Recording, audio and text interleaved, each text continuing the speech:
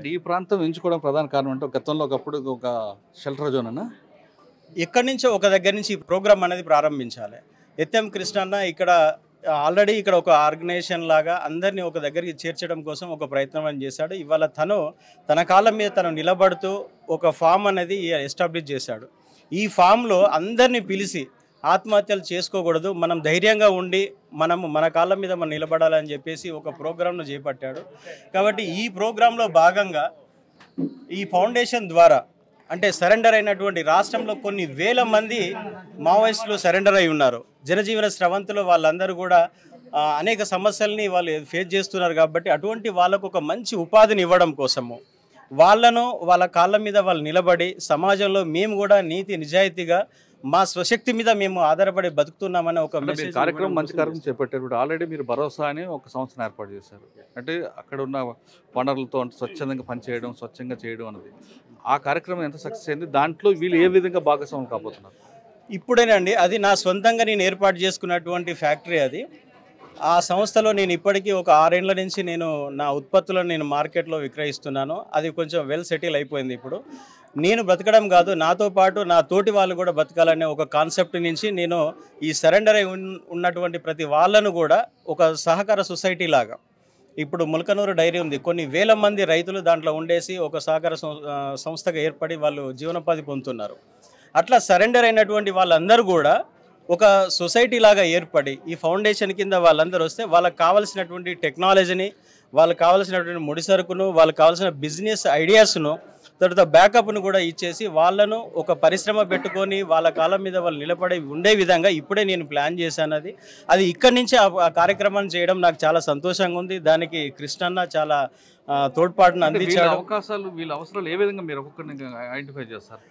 దీంట్లో ఏ విధంగా ఇక్కడ మేము సరెండర్ అయిన తర్వాత మాకు అనేక పథకాలను గవర్నమెంట్ ఇచ్చింది. కొంచెం ల్యాండ్స్ ఇవ్వడం అనేది, తర్వాత హౌస్ సైడ్స్ ఇవ్వడం అనేది చేశారు. కానీ అందరికి ఇవ్వలేకపోయారు.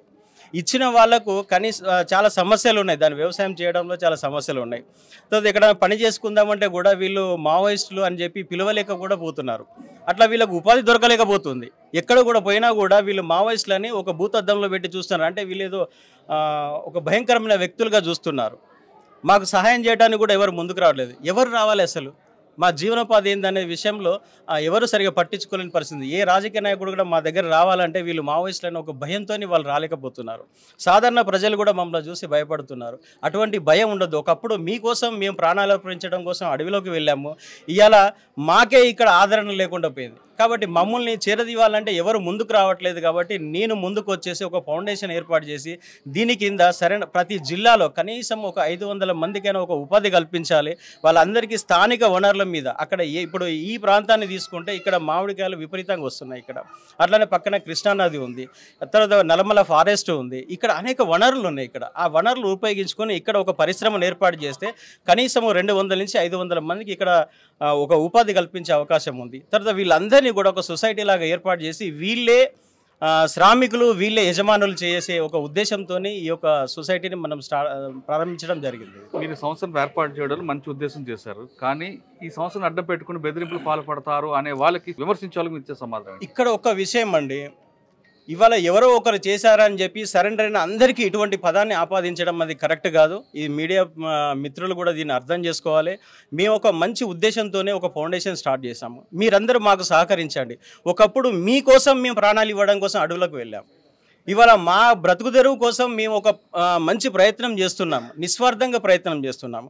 ఆ ప్రయత్నానికి ఇటు మీడియా మిత్రులు, అదేవిధంగా రాజకీయ నాయకులు, ప్రభుత్వాలు కూడా మాకు సహకరించి మాకు ఏ అవసరం మా అవసరాలు తీర్చండి.